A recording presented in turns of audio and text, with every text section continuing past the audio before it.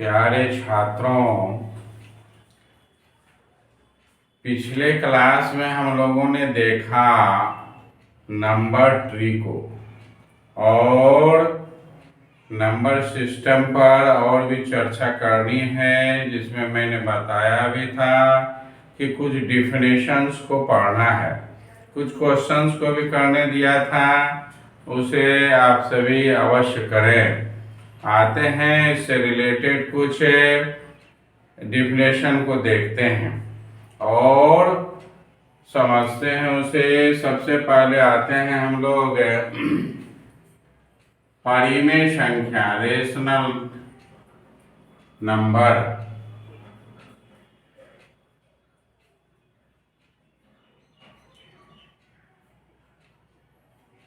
परिमेय संख्या को देखते हैं। परिमेय संख्या का डिफिनेशन, परिभाषा आप सभी जानते भी हैं। वह संख्या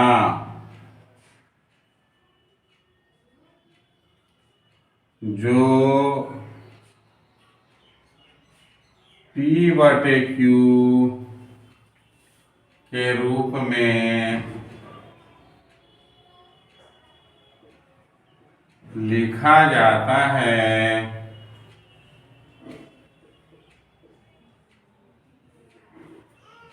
जहां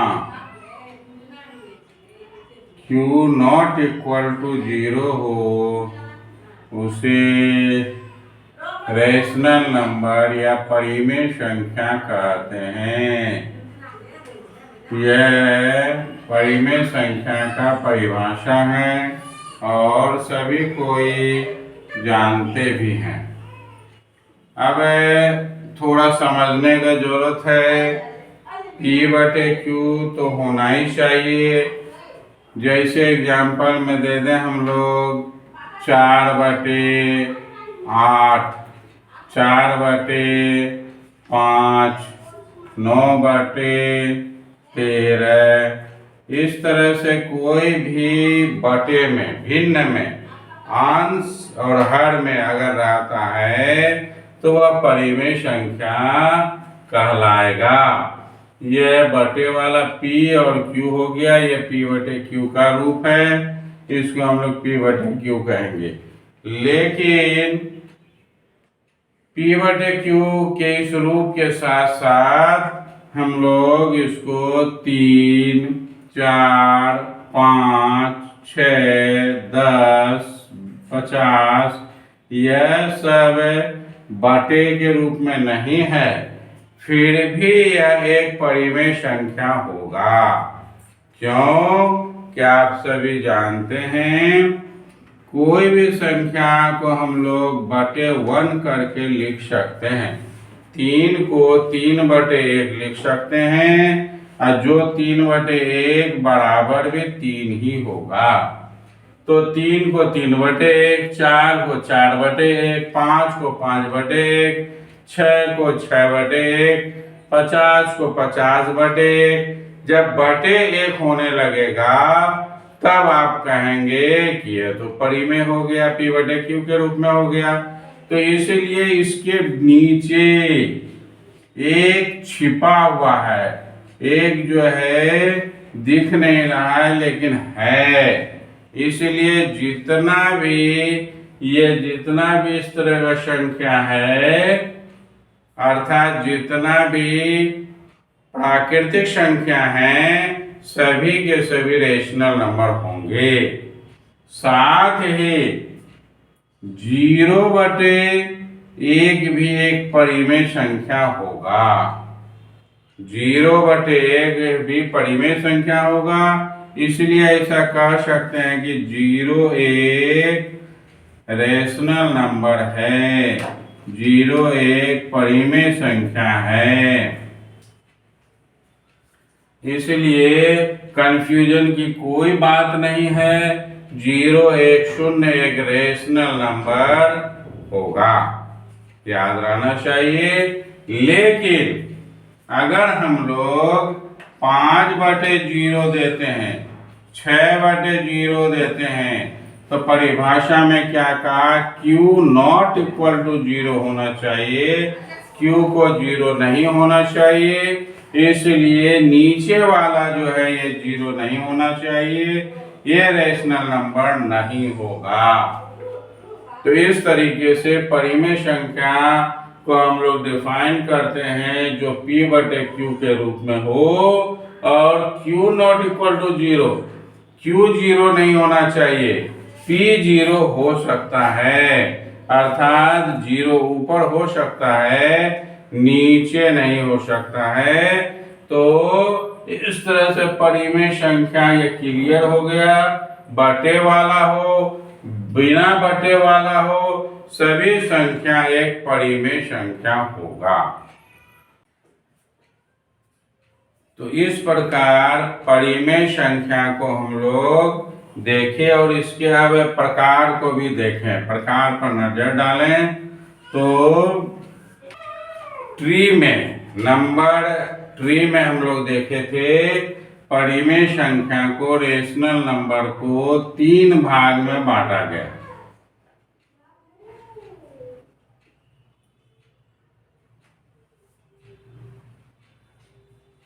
नंबर ट्री में हम लोग देखे रेशनल नंबर को 2 भाग में बांटा गया। एक भाग था इंटीजर और दूसरा भाग था फ्रैक्शन। तो इंटीजर और फ्रैक्शन, इंटीजर को अर्थात पूर्णांक को बांटा गया 3 भाग में। जितनी भी संख्याएं हम लोग पढ़ते हैं प्लेन, जो कि संख्या रेखा पर 1 2 3 4 5 बटे वाला को छोड़कर वह सारा का सारा इंटीजर कहलाता है। और फिर इंटीजर को हम लोगों ने बांटा 3 भाग में। इसको हम लोग कहते हैं पूर्णांक। पूर्णांक का 3 भाग है। एक है होल नंबर,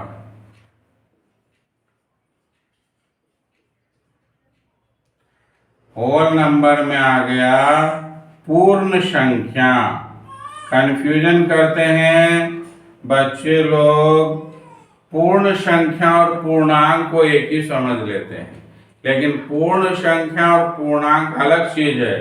पूर्णांक के अंतर्गत आता है पूर्ण संख्या, जो कि 0 से स्टार्ट होकर 0 से शुरू होकर ये आगे इनफाइनाइट तक चलने वाला पॉजिटिव, धनात्मक, ऋणात्मक नहीं, सिर्फ धनात्मक संख्याएं ही पूर्ण संख्या में आता है। इसमें हम लोग ऋणात्मक संख्या नहीं लेंगे। तो इस तरह से इंटीजर में एक है होल नंबर, पूर्ण संख्या, जो कि कंप्लीट धनात्मक होगा और 0 से शुरू होगा। फिर 2 नंबर अगर लें हम लोग इसका, या इसको रोमन में बांट दें, होल इंटीजर का एक प्रकार हो गया होल नंबर। दूसरा प्रकार अगर लेते हैं हम लोग, तो दूसरा प्रकार है नेचुरल नंबर, प्राकृतिक संख्या। अब आते हैं इंटीजर का दूसरा प्रकार।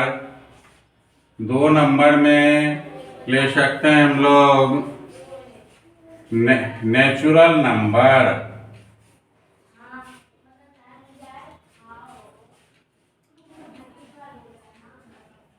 हिंदी में इसको कहेंगे प्राकृतिक संख्या।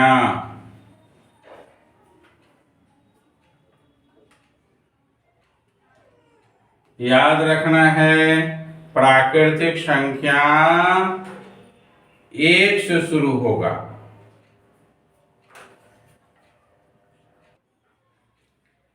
तो नेचुरल नंबर, प्राकृतिक संख्या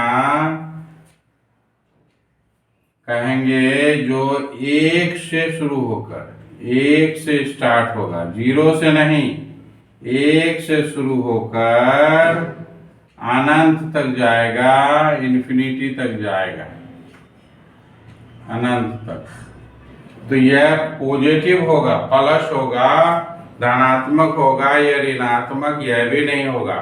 होल नंबर और नेचुरल नंबर ये ऋणात्मक नहीं होगा, सिर्फ धनात्मक होगा। याद रखना है, मैं इसको लिख भी देता हूं। होल नंबर और नेचुरल नंबर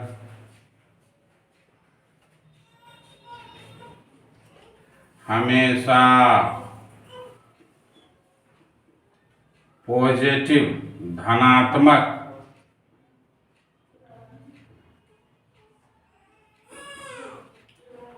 में होगा या धनात्मक होगा, ये नेगेटिव नहीं होगा। होल नंबर और नेचुरल नंबर जब भी होगा ये पॉजिटिव में ही होगा। अगर एक सवाल कर दिया जाए क्या -5 एक नेचुरल नंबर है, तो जवाब होगा नहीं। क्या 0 एक नेचुरल नंबर है, तो नहीं, 0 होल नंबर में ही आएगा। इस तरह का बहुत सारा सवाल खड़ा होगा और खड़ा होता है। तो हम लोग ये जान गए, ये पॉजिटिव नंबर्स में हो गया होल नंबर और नेचुरल नंबर। अब इसी में अर्थात इंटीजर में तीसरा भाग है नेगेटिव नंबर्स, ऋणात्मक संख्याएं।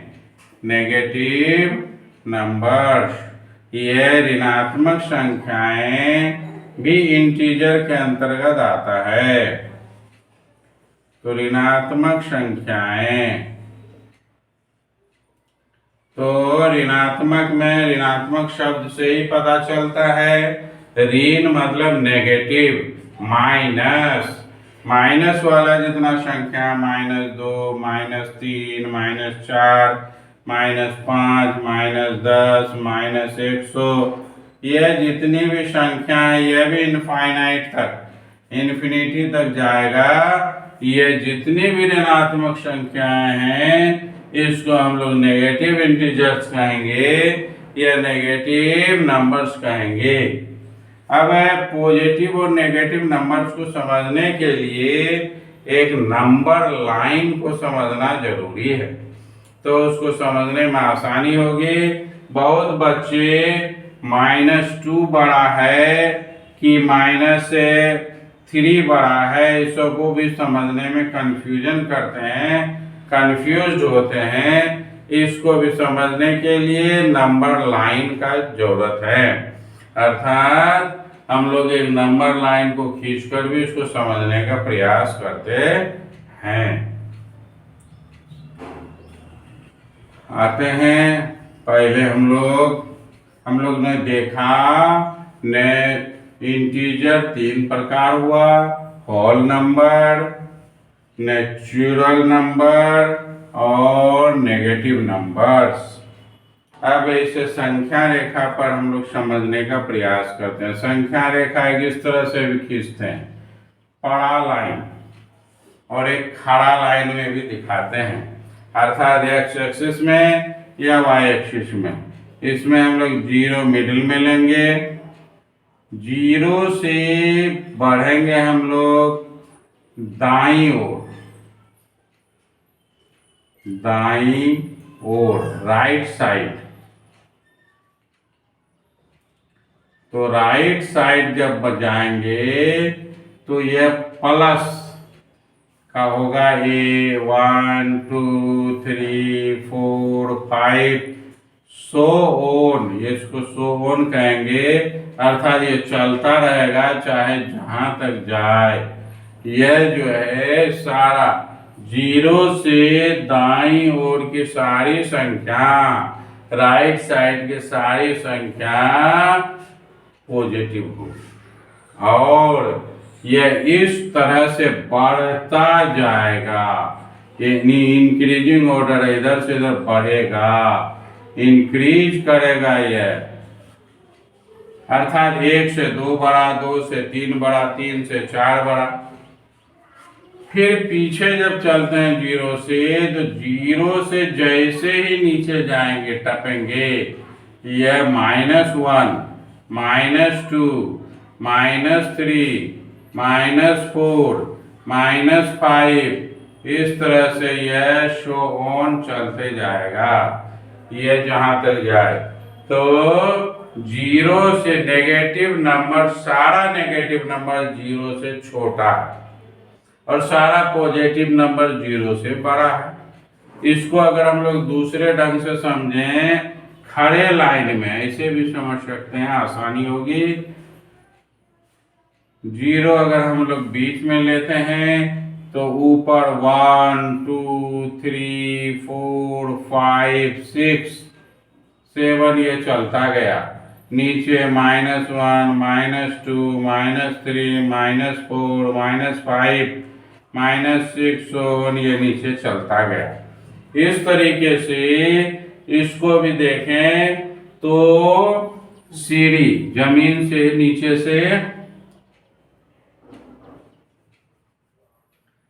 नीचे से जब ऊपर की ओर उठते हैं तो हम लोग बड़ा होते जाते हैं।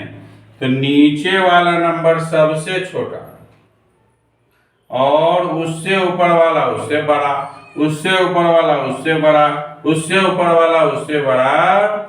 तो डियर स्टूडेंट्स, ठीक से समझें कि ये -5 अगर यहाँ है तो -5 से -4 बड़ा होगा, -5 छोटा होगा -4 से। यह छोटा का चिन्ह है। छोटा बड़ा पहचानने के लिए जिधर मुंह खुला हुआ हो वो बड़ा, जिधर मुंह बंद हो उधर छोटा। यह चिन्ह का जैसे ऐसे लिखें तो मुंह खुला हुआ है, खुला मुंह के तरफ बड़ा और बंद मुंह के तरफ अर्थात पूंछ के तरफ छोटा। तो इस तरीके से -5 के तरफ पूंछ है अर्थात ये छोटा है -4 से। तो -5 -4 से छोटा, -4 -3 से छोटा अर्थात -5 से -4 बड़ा, -4 से -3 बड़ा, -3 से -2 बड़ा, -2 से -1 बड़ा और -1 से 0 बड़ा। हम लोग देखते हैं छोटा बड़ा को, तो -5 छोटा -4 से, -4 छोटा -3 से, -3 छोटा -2 से, -2 छोटा -1 से और -1 छोटा 0 से। बहुत बच्चे 4 और -4 को समान समझते हैं, इसमें अंतर नहीं समझते हैं, लेकिन समझने की आवश्यकता है। -4 है यहाँ नीचे, इसमें ले अगर तो यह यहाँ -4 और 4 यहाँ, इसलिए इसके बीच में बहुत लंबा डिफरेंस है। इसलिए 4 और -4 सेम नहीं हो सकता है। -4 बहुत नीचे है और 4 ऊपर है। यहाँ से यहाँ तक हम लोग देखेंगे तो दोनों का अंतर जब निकालेंगे तो यह हो जाएगा 4 + 4 दैट इज 8 का अंतर है। इसलिए दोनों समान नहीं हो सकता है। यह ठीक से समझने का प्रयास करें। यह माइनस चिन्ह लग जाने से वह दूसरा हो जाएगा, प्लस चिन्ह रहने पर दूसरा। कोई भी संख्या में जब कोई चिन्ह नहीं है तो उसमें प्लस छिपा हुआ है। यह सब छोटी छोटी बातें बच्चे को बहुत सताती है और समझ में नहीं आती है। इसलिए ये -2 और 2, -3 और +3 ये अलग अलग चीज है और उसमें अंतर है। तो इस प्रकार हम लोग देखें कि संख्या रेखा पर, यह संख्या रेखा जो है बहुत इम्पोर्टेंट चीज है बच्चों को संख्या को ठीक से समझने में। अब इन्हीं संख्या रेखा के बीच 1 और 2, 1 भी परिमेय संख्या, 2 भी परिमेय संख्या, 3 भी परिमेय संख्या, बटे वाला तो है ही, साथ में यह जो नेचुरल नंबर से होल नंबर से सभी परिमेय संख्या हैं, क्योंकि ये नेचुरल नंबर, होल नंबर और नेगेटिव नंबर सभी परिमेय संख्या या इंटीजर के अंदर है। तो ये इंटीजर पूरा का पूरा परिमेय संख्या के अंतर्गत है। तो इसके बीच में 1 और 2 के बीच में बहुत सारी संख्याएं हैं। देखने में ऐसा लग रहा है 1 के बाद 2, 2 के बाद 3, 3 के बाद 4, लेकिन वास्तव में 1 और 2 के बीच अनेक संख्याएं हैं। वह परिमेय संख्या के रूप में हम लोगों का इसके और इसके बीच में है, और अपरिमेय संख्या के रूप में भी है। तो परिमेय और अपरिमेय को ठीक से समझने के लिए ये संख्या रेखा को ठीक से समझना और जानना जरूरी है। जो बच्चे इसको ठीक से समझता है और माइनस प्लस के फेर को समझता है, उसके लिए यह जोड़ घटाव आसान हो जाएगा। अन्यथा बच्चे अभी तक बहुत ऐसे बच्चे हैं, मैं तो देख रहा हूँ 9th में भी 10th में भी ऐसे ऐसे बच्चे हैं जिसको अगर बताया जाए 10 घटा 20 कितना होगा, तो जवाब आता है यह नहीं घटेगा। जबकि इसको हम लोग घटा कर लिखेंगे -10। तो यह माइनस चिन्ह को ठीक से समझने के लिए संख्या रेखा को जानना होगा। तो आते हैं, अब हम लोग परिमेय संख्या को देख रहे थे। सीधा यह समझ में आया कि जो नीचे रहेगा वो छोटा होता जाएगा, जो ऊपर रहेगा वो बड़ा होता जाएगा। ये छोटी छोटी बातें जेहन में रहने से, दिमाग में रहने से गलती की संभावना नहीं होगी। इस प्रकार परिमेय संख्या को हम लोगों ने देखा। परिमेय संख्या को एक भाग देखे हम लोग इंटीजर। परिमेय संख्या का, रेशनल नंबर का हम लोगों ने ट्री में देखा है। रेशनल नंबर का 2 भाग है, एक इंटीजर और दूसरा है फ्रैक्शन। तो इंटीजर को हम लोगों ने देखा, इंटीजर को 3 भागों में बांटे, होल नंबर, फिर नेचुरल नंबर और फिर नेगेटिव नंबर। यह नेगेटिव नंबर्स। तो इस तरीके से होल नंबर एक इंटीजर है, नेचुरल नंबर एक इंटीजर है, नेगेटिव नंबर्स भी एक इंटीजर है, और सारा इंटीजर एक रेशनल नंबर। ये बात बच्चे के ब्रेन में क्लियर हो जानी चाहिए। अब फिर क्या इंटीजर ही रेशनल नंबर है? रेशनल नंबर इंटीजर और फ्रैक्शन दोनों के रूप में है। इसलिए अब हम लोग फ्रैक्शन पर विचार करते हैं, फ्रैक्शन को देखते हैं, अथवा मैं फ्रैक्शन को अब अगले क्लास में दूंगा, ज़्यादा अच्छा रहेगा। और अगले क्लास में फ्रैक्शन को सुनने समझने के लिए सभी तैयार रहें, और फिर चैनल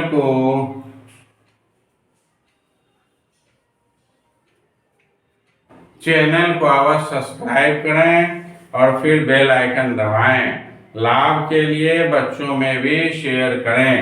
कुछ सवाल मैं पुनः रख रहा हूं जिसको आप सभी देख सकते हैं और उसका जवाब कर सकते हैं। जैसे मैं कहूं, क्या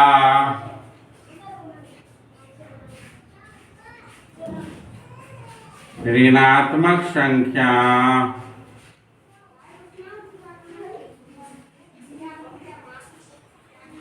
शून्य से बड़ा है?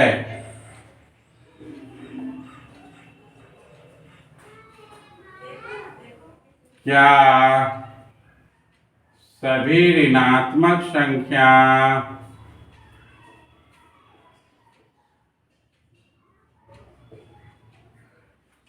होल नंबर है।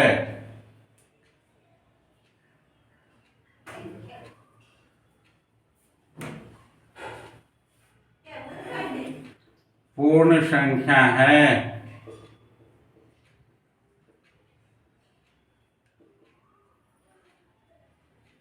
इसी तरह से क्या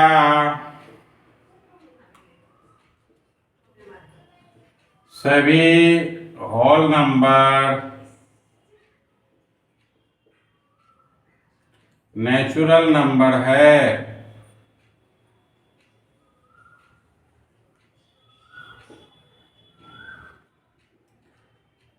क्या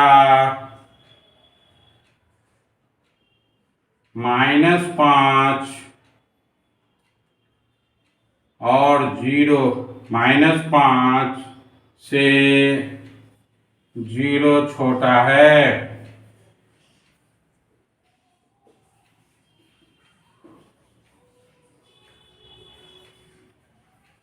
-10 और 10 में कितना अंतर है? ये थोड़ा अलग क्वेश्चन है, यस नो नहीं है यह।